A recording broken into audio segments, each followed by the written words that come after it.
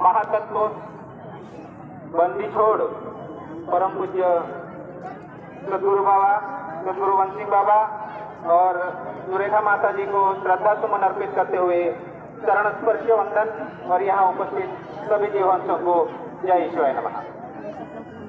आज रायतागढ़ की पावन धरा पर उपस्थित सभी जीववंशों को आज के पावन पर्व शरद पूर्णिमा का हार्दिक शुभेच्छा। महाराज, आज की इस पूर्णिमा को शरद पूर्णिमा, कोजागर पूर्णिमा, अश्विन पूर्णिमा, रास पूर्णिमा और कुमार पूर्णिमा के नाम से जाना जाता है। शरद पूर्णिमा इसलिए कहा जाता है क्योंकि यह शरद ऋतु में आती है। अश्विन पूर्णिमा इसलिए कहा जाता है क्योंकि यह अश्विन माह में आती है।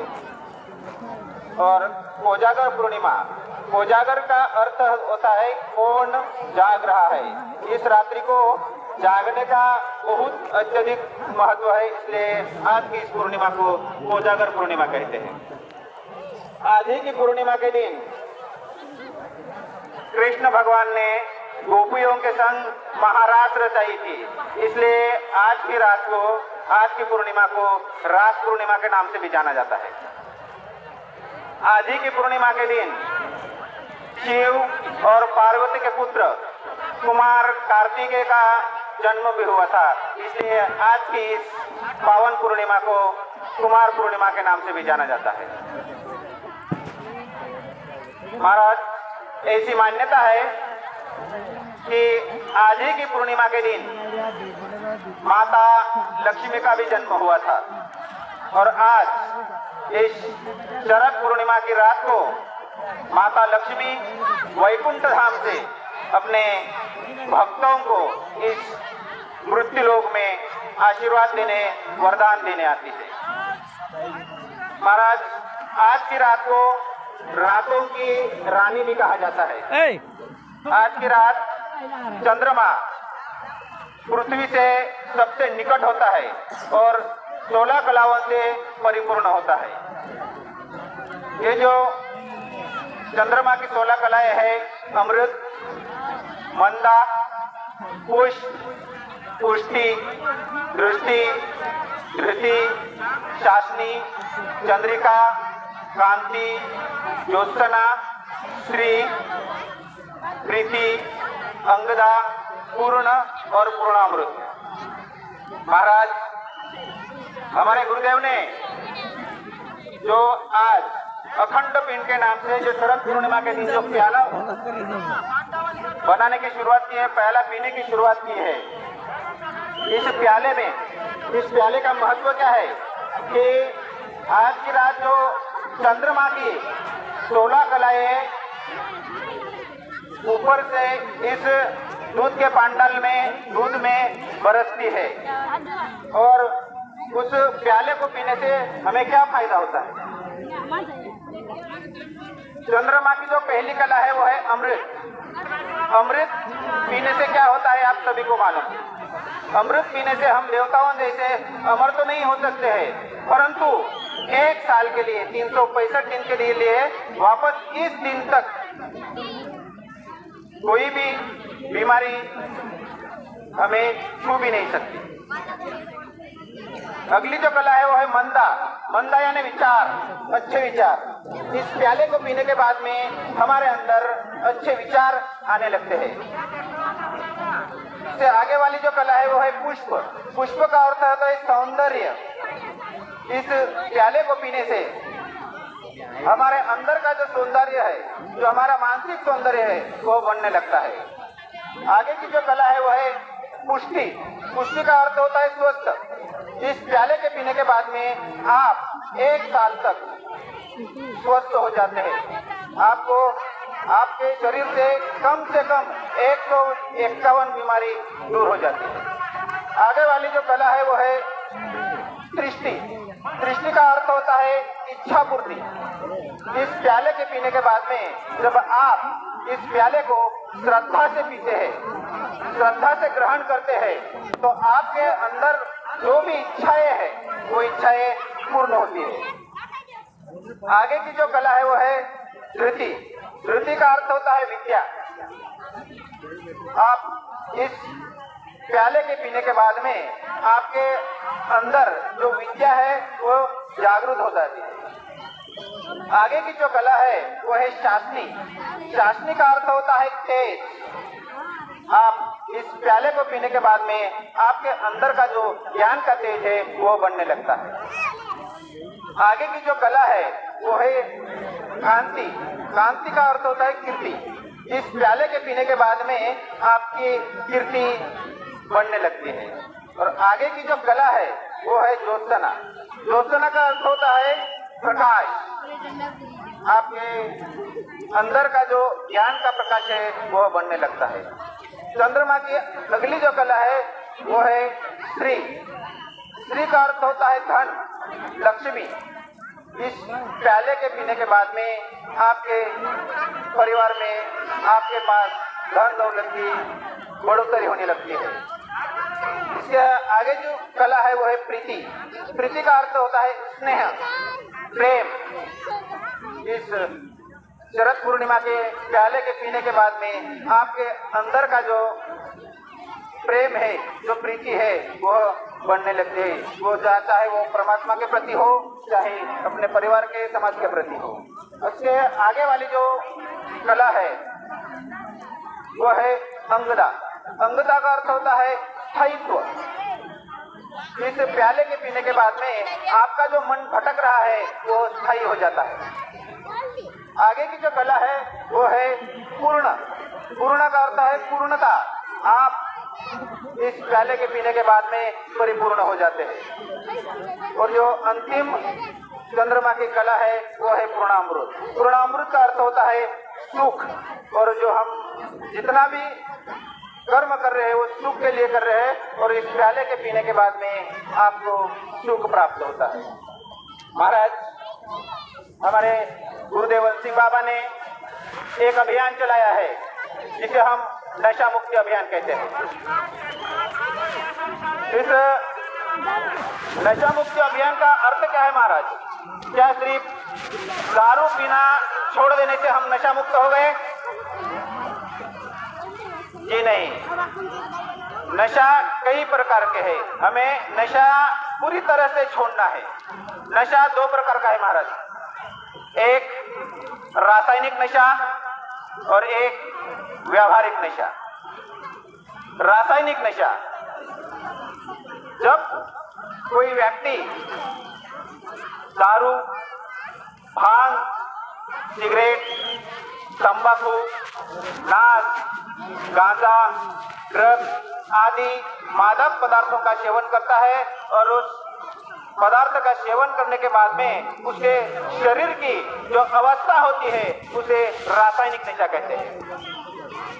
व्यावहारिक नशा, जब किसी व्यक्ति के मन में दौलत, शोहरत, खूबसूरती, ओहदा और ताकत का अहंकार आ जाता है, उसे व्यावहारिक नशा कहते हैं।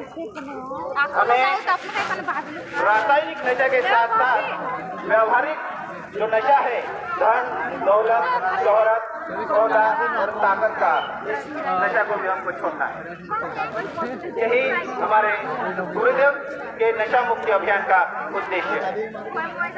नशा मुक्ति से जो हम नशा करते हैं, चाहे वो रासायनिक नशा हो या व्यावहारिक नशा हो, इससे हमें हानि क्या होती है? हमारे स्वास्थ्य की हानि होती है,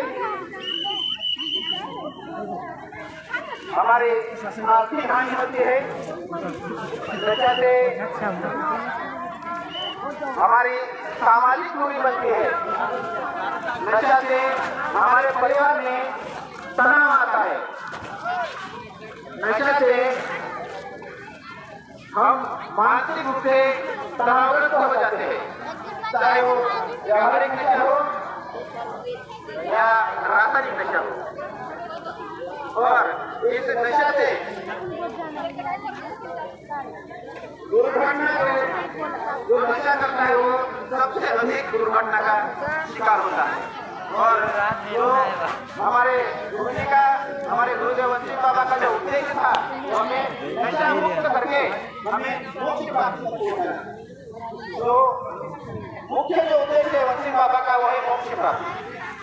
जब तुम व्यावहारिक नशा और रासायनिक नशा दोनों तरह की नशा से छोड़ दोगे तो आप मोक्ष के पात्र है, आप मोक्ष अवश्य प्राप्त।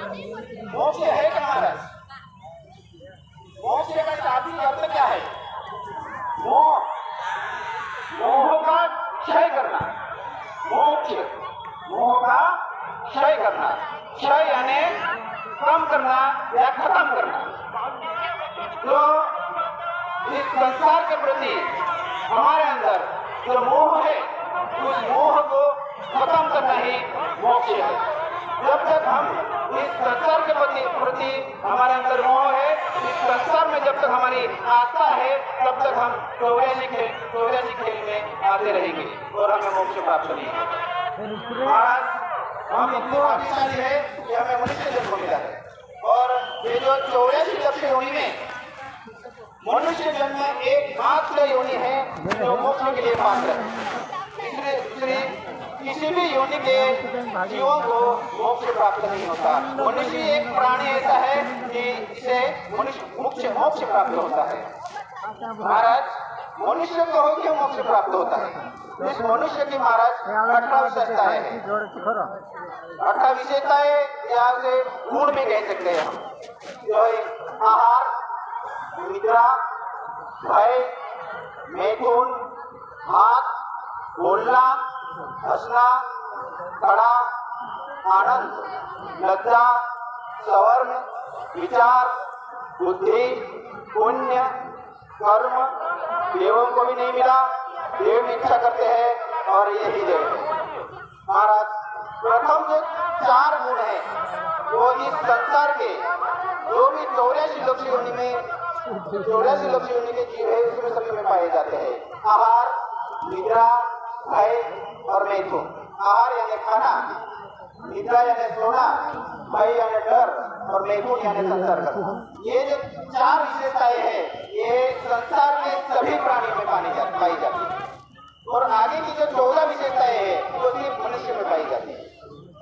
जैसे हाथ, संसार के किसी भी प्राणी में किसी भी प्राणी के हाथ नहीं है, सिर्फ मनुष्य ही एक ऐसा प्राणी है जिसके पास हाथ है। संसार का दूसरा जो प्राणी है वो हाथ जैसा उपयोग भी करता हो तो उसके पैर है, हाथ नहीं है।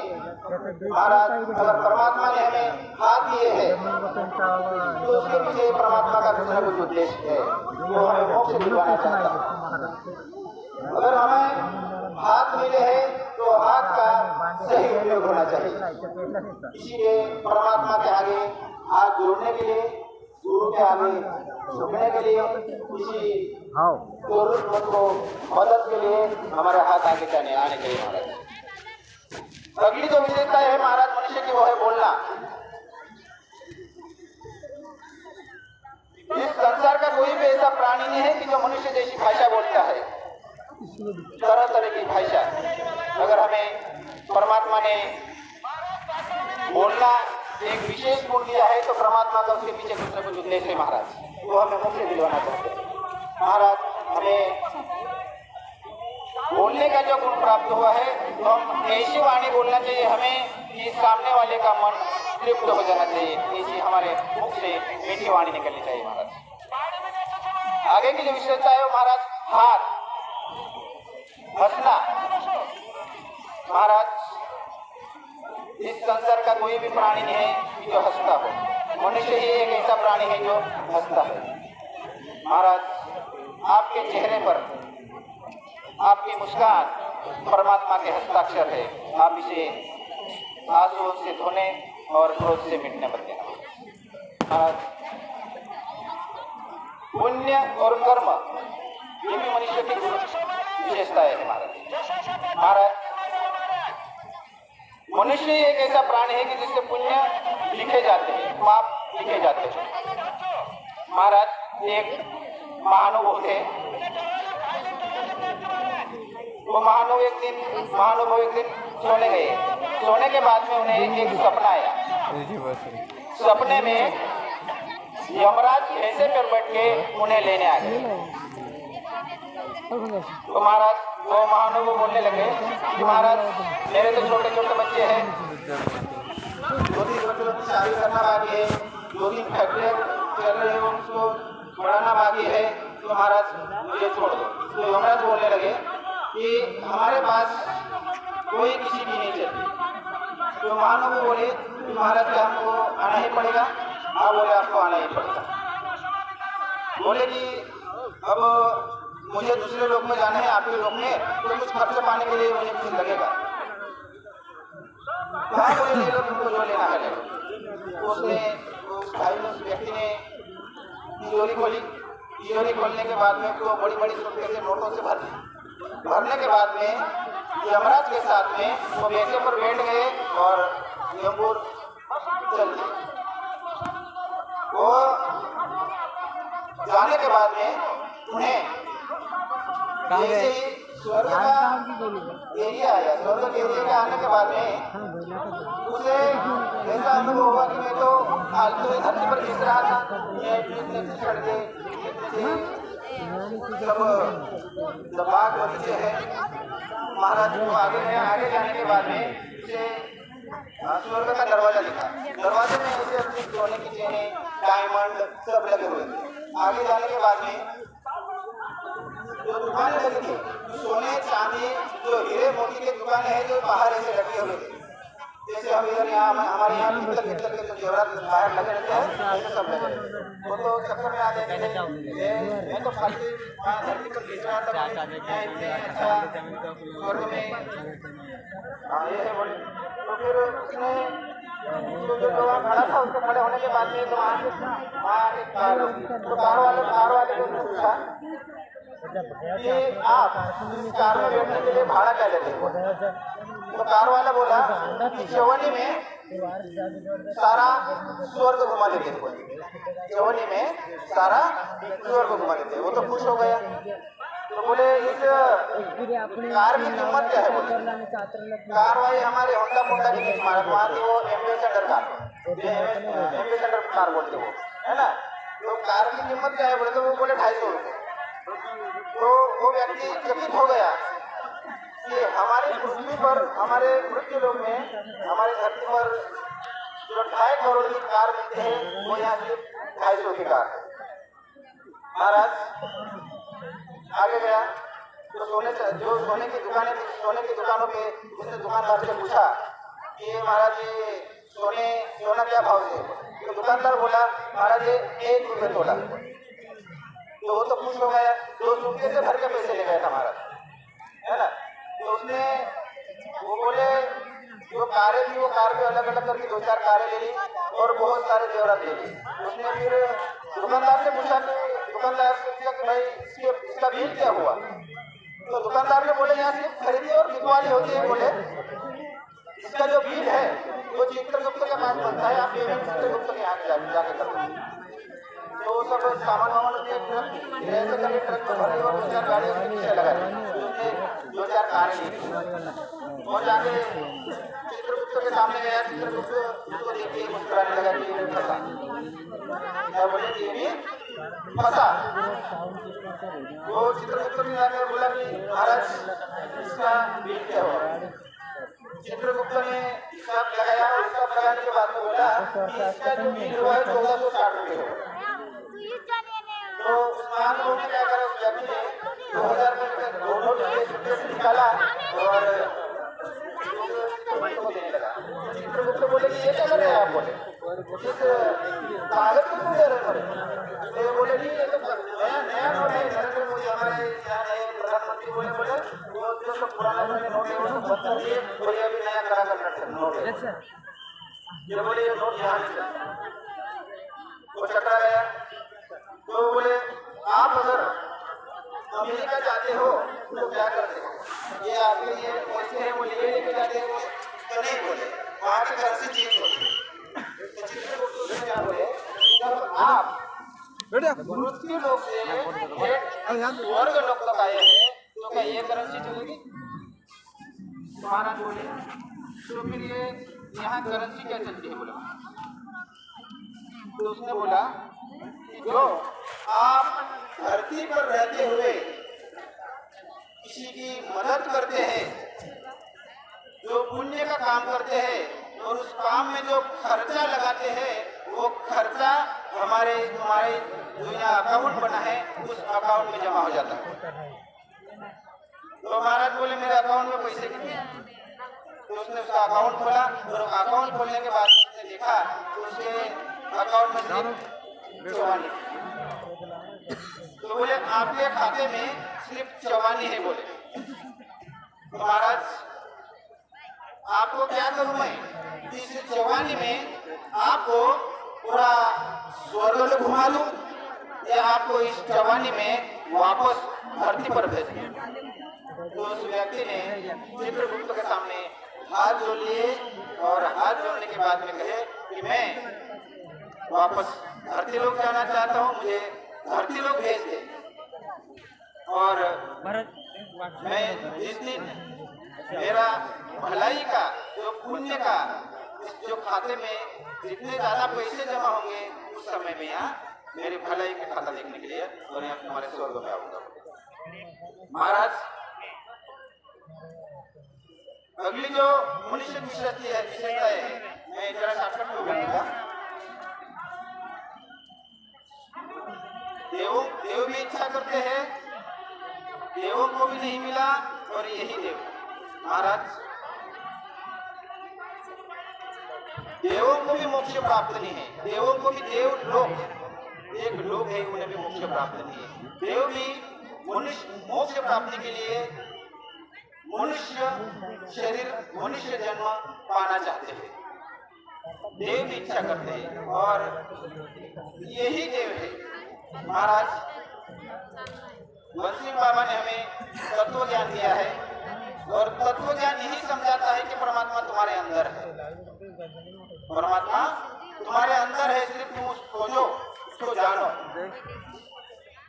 जैसे दूध में घी है, हमें घी दिखता नहीं है पर दूध में घी है, इसी तरह हमारे अंदर भी परमात्मा है। वो चाहे हमें दिखता हो या ना दिखता हो, इसे समझना है हमको। जिस तरह पेड़ के बीज में जैसे बरगद का पेड़ बरगद का पेड़ होता है, वो छोटा सा दिखता भी है और उस बीज में पूरा बरगद समाया हुआ है। उस बीज में पूरा बरगद समाया हुआ है। ऐसा ही हमारे अंदर भी देखिए बरगद का पेड़ है महाराज, उसके अंदर पूरा परमात्मा हमें समझने की देरी है। परमात्मा हमारे पास ही है, हमारे अंदर ही है। जिस तरह लकड़ी में आग दिखती नहीं है महाराज, पर लकड़ी में आग है, इसी तरह परमात्मा हमारे अंदर ही महाराज। हमारे अंदर परमात्मा है, कैसे जानेंगे हम? एक राम दशरथ का बेटा, एक राम घटघट में बैठा, एक राम का सकल पसारा, एक राम त्रिभुवन से गया। प्रथम जो राम है दशरथ का बेटा, उसे हम सब जानते हैं, सभी जानते हैं। यहाँ बेटे जितने भी उपस्थित हैं महानों को सब जानते हैं कि दशरथ का बेटा राम होने से सब रामायण सबको मालूम है, सब जानते हैं। पर हमारे अंदर का जो राम है, दूसरा जो राम है जो घटघट में बैठा है, उसे जानना है महाराज। जो घटघट में बैठा राम है उसे जान लेंगे तो तीसरा राम और चौथा राम ऑटोमेटिक समझ में आ जाएगा। सिर्फ जो हमारे घट में बैठा है उस राम को जानना है। जो त्रेता युग में अयोध्या थी राम की, अयोध्या राज्य, इस घट में जो हमारा शरीर है ये अयोध्या है महाराज। त्रेता युग का जो दशरथ था महाराज, दशरथ का अर्थ क्या होता है? 10 रथ को चलाने वाला, 10 रथ को चलाने वाला दशरथ। हमारे अंदर 10 इंद्रियों को चलाने वाला कौन है महाराज? मन, जो अयोध्या का राजा दशरथ है वो हमारे अंदर मन है जो दसों इंद्रियों को चला रहा है। जो त्रेता युग का अयोध्या का राम है जो हमारे अंदर जो घट घट में बसता है, जो घट घट में रमता है वो राम। राम के बगैर घट नहीं है। लक्ष्मण, लक्ष्मण का अर्थ क्या है महाराज? लक्ष्य मन पर करो, तुम्हारे अंदर ही भगवान है, तुम्हारे अंदर ही भगवान। सीता, सीता का अर्थ क्या है? शीत, शीत यानी ठंडा, शांत। आपके मन को शांत कर लो, ठंडा कर लो, एक जगह कर लो, परमात्मा तुम्हारे अंदर। जैसे हम किसी बर्तन में पानी लेते हैं और पानी लेने के बाद इसमें मिट्टी डाल देते हैं और मिट्टी डालने के बाद में उसको छानने की कोशिश करेंगे तो मिट्टी उसको हम अलग से उस मिट्टी को अलग निकाल नहीं सकते। तो हमें उस मिट्टी को निकालने के लिए क्या करना पड़ेगा कि उस बर्तन को हमको एक जगह रखना पड़ेगा, 1 घंटा 2 घंटा 3 घंटा 1 दिन तक। तो जो मिट्टी है वो ऑटोमेटिक मिट्टी एक तरफ आ जाएगी और पानी ऊपर आ जाएगा। उसी तरह सीता क्या कहती है? शीत, ठंडा, शांत। हमें भी हमारा जो मन है उसे एकाग्र करके एक जगह शांत करके रखो। आपके अंदर जो नकारात्मक सोच, नकारात्मक विचार, जो बुरे विचार है वो ऑटोमेटिक एक जगह नीचे बैठ जाएंगे और जो घट घट में जो राम रम रहा है वो ऑटोमेटिक ऊपर आ जाएगा।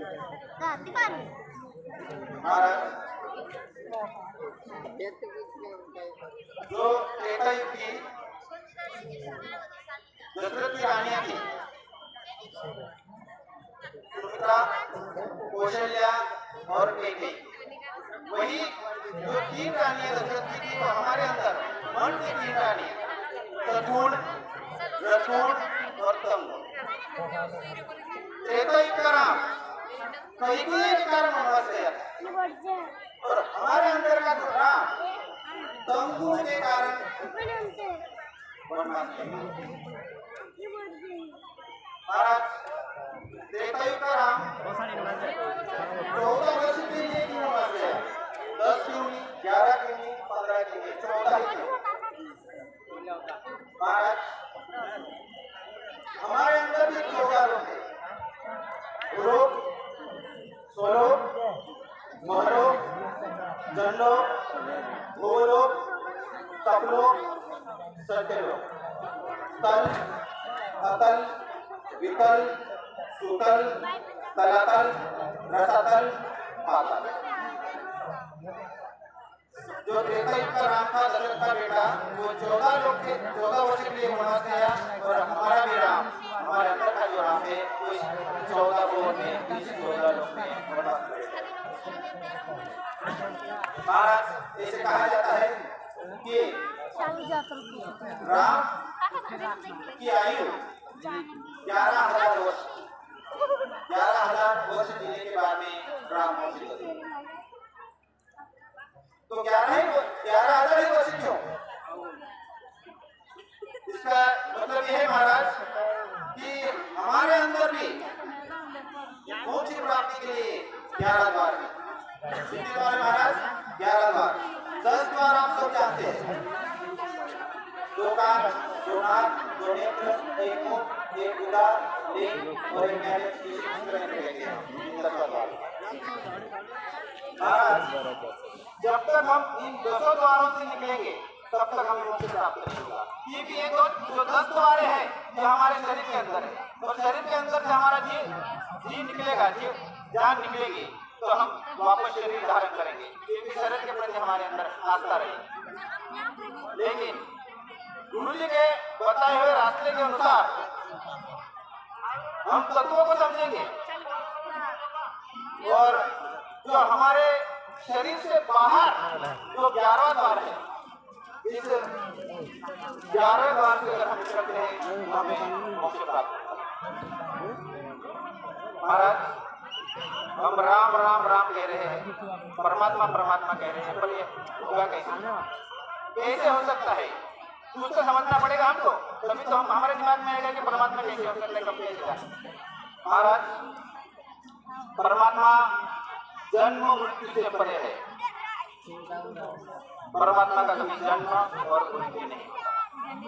और हमारे कभी जो क्या है वो आपको समझ। परमात्मा आदि अंत से परे है। परमात्मा का कभी आदि और अंत यानी शुरुआत और समाप्ति नहीं होती। परमात्मा इंद्रियों से परे है। परमात्मा को जो हमारी इंद्रिया है, तो इंद्रियों से महसूस नहीं कर सकते, देख नहीं सकते। श्री कृष्ण ने भी अर्जुन को जब उसका निज स्वरूप दिखाया था, उस स्वरूप दिखाया तो अर्जुन को दिव्य दृष्टि देने की आवश्यकता पड़ी। महाराज परमात्मा अक्षर है। हम परमात्मा को 52 अक्षरों में ढूंढ रहे हैं महाराज, और एक 26 अक्षर में ढूंढ रहे हैं, और हम भारतवासी 52 अक्षरों में ढूंढ रहे हैं। 52 अक्षर जब परमात्मा था तो नहीं थे। जब ये जो 52 अक्षर ये हमने बनाए हैं, तो परमात्मा 52 अक्षर में कैसे हो सकता है महाराज? 52 अक्षर है परमात्मा महाराज, 52 अक्षर में परमात्मा कण-कण में है महाराज। परमात्मा को हम ढूंढने की कोशिश कर रहे हैं महाराज, परमात्मा ढूंढने से नहीं मिलेगा। परमात्मा को जानना है, परमात्मा को समझना है। परमात्मा हर जगह है, परमात्मा कण-कण में है महाराज। परमात्मा अपरिवर्तनशील है महाराज, परमात्मा परिवर्तित नहीं होता। परमात्मा पहले भी वैसा था, अभी भी वैसा है और आगे भी वैसा रहेगा। परमात्मा कभी परिवर्तित नहीं होता। परमात्मा अबोध है महाराज, परमात्मा को बोल के नहीं बता सकते महाराज। जो हमारी भाषा है ये हमारे जन्म के बाद है, परमात्मा उससे पहले। परमात्मा अखंड है महाराज, परमात्मा कभी टूटता नहीं है। तो हमने तोड़ लिया है, ये इसका ये उसका ये उसका। परमात्मा अटूट है, परमात्मा टूटता नहीं। परमात्मा अचल है, वो पूरी सृष्टि में व्याप्त है, वो कहीं इधर से उधर नहीं जाता। परमात्मा अचल है। परमात्मा असीम है, परमात्मा की कोई सीमा नहीं। परमात्मा अनंत है, परमात्मा को भी अंत नहीं। परमात्मा अद्वैत है, परमात्मा का हमने 1 से 2, 2 से 3, 3 से 4 बना दिए महाराज। परमात्मा एक से अधिक है, परमात्मा अद्वैत नहीं है, परमात्मा अविभाजित है। परमात्मा को हम विभाजित नहीं करते। परमात्मा अनअवयवी है, हमारे जैसे अवयव परमात्मा नहीं। परमात्मा रंगहीन है। जब परमात्मा ने रंग को बनाया है तो परमात्मा रंग में कैसे हो सकता है? परमात्मा को हम रंग में ढूंढ रहे हैं, कोई लाल में ढूंढ रहा है, कोई पीले में ढूंढ रहा है, कोई हरे में ढूंढ रहा है, कोई सफेद में ढूंढ रहा है। परमात्मा रंगहीन है, परमात्मा तत्वहीन है। जो सारे सृष्टि बनी है वो तत्वों की है, जिसे जिसमें परमात्मा में तत्वों में है। परमात्मा को हम महातत्व परमात्मा स्वाधीन है। परमात्मा को हम स्वादों में ढूंढने की कोशिश कर रहे हैं। कोई सात्विक भोजन में ढूंढ रहा है, कोई राजसिक भोजन के स्वाद में ढूंढ रहा है, कोई तामसिक भोजन के स्वाद में ढूंढ रहा है। परमात्मा स्वाधीन है। परमात्मा क्या खा रहे क्या पी रहे, इससे परमात्मा से लोग परमात्मा सुख दुख भी है महाराज। परमात्मा को आपके सुख दुख से कोई नहीं। आपका जो सुख और दुख है वो आपके कर्म के आधार पर आपको मिल रहा है, परमात्मा से उससे कोई नहीं। जो पूरी दुनिया ढूंढ रही है जिसे हम सार शब्द कहते हैं, जिसे हम सार नाम कहते हैं, जिसे हम सत नाम कहते हैं, जिसे हम सदगुरु कहते हैं, जिसे हम शब्द गुरु कहते हैं, जिसे हम वाहेगुरु कहते हैं, जिसे हम अकेह नाम कहते हैं, जिसे हम निज नाम कहते हैं, वही परमात्मा।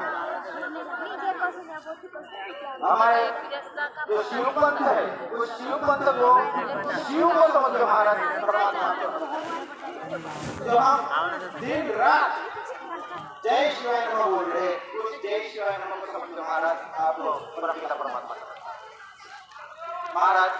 जो गुरु किया है उनको तो मेरी बातें कुछ समझ में आ रही होगी, और जिन्होंने गुरु नहीं किया है उसको मेरी बातें समझ में नहीं आ रही महाराज। ये सब बातें जानने के लिए हमें गुरु करना जरूरी है। गुरु तो भी गली गली में हो गए महाराज, गुरु करे तो कैसा करे, जहाँ भी लोग वहाँ गुरु मिल जाते हैं, पर गुरु करना कैसा है महाराज? गुरु कभी गलत नहीं होता। गुरु अधूरा या पूरा हो सकता है, गलत नहीं हो सकता। हमें पूरा गुरु की कोशिश करना है और पूरा गुरु। महाराज सामान्य तौर पर गुरु 4 श्रेणी में आते हैं। सामान्य तौर पर गुरु 4 श्रेणी में आते हैं, 4 चाल के आते हैं। चींटी की चाल, मछली की चाल, मकड़ी की चाल और विहंगम चाल।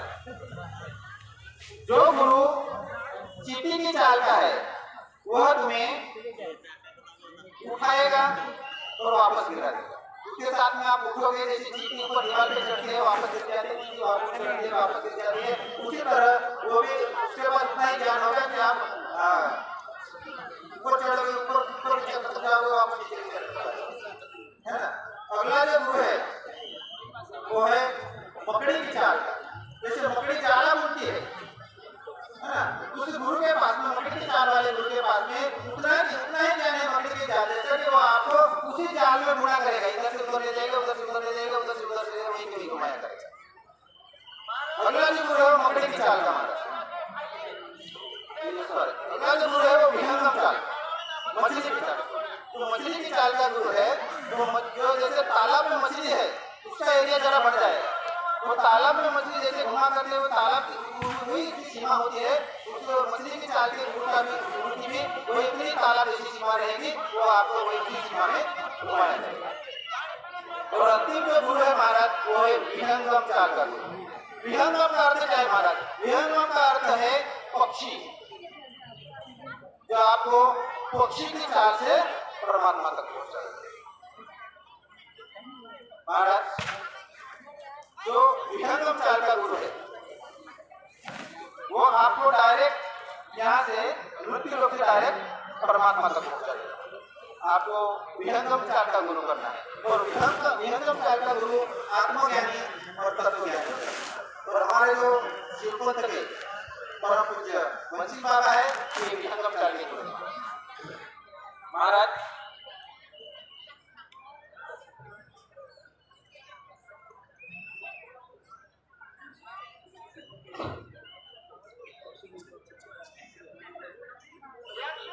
महाराज गीता के 3रे अध्याय के 16वें श्लोक में कहा गया है कि आपको नित्य कर्म, हर सुबह शाम पूजा पाठ और समय समय पर यज्ञ हवन और जो भी धार्मिक क्रियाक्रम करना है वो जरूरी है। और उसी अध्याय के 3रे अध्याय के 17वें अध्याय में 17वें अध्याय में कहा गया है महाराज, परंतु अगर आप तत्वज्ञानी या आत्मज्ञानी है तो आपको क्रियाक्रम करने की कोई जरूरत नहीं। वही गीता के 15वें अध्याय के 14वें श्लोक में भी कहा गया है कि अगर आपको मोक्ष चाहिए तो आपको तत्वज्ञानी संतों के शरण में जाना पड़ेगा। महाराज आज इस शरद पूर्णिमा के पावन पर्व पर कमेटी ने मुझे गुरुदेव के मंच पर 2 शब्द बोलने के लिए मौका दिया, इसलिए मैं कमेटी का आभारी हूँ और मेरे 2 शब्दों को विराम देता हूँ। क्या खाक मचा है जीने में, क्या खाक मचा है जीने में जब तक गुरुदेव ना हो। धन्यवाद। आज आपको आशा है जो रमेश महाराज जो तत्व ज्ञान का समस्त तत्व समस्त ज्ञान की अभ्यास बंदी के मैंने 24 घंटे करे वही शास्त्र पे आधार है, क्योंकि शास्त्र अभ्यास जो शास्त्र है ये शास्त्र सब मार्शल वाले चीज को देखने के बाद में विकल्प वाचने के बाद में समझे तत्वज्ञान जो अनुभव समझे ज्ञान करता कि दुई भाषा दुई तरफ प्रश्न बादमा खूब जगह देतो खूप माणसात जीवनमा काहीतरी भर पडते जीवनमा काहीतरी आपल्याला मेहनत तो बहुत शब्द जाएगी आपल्याला लेकिन शब्द पर सामने फिर बाद में आपको जो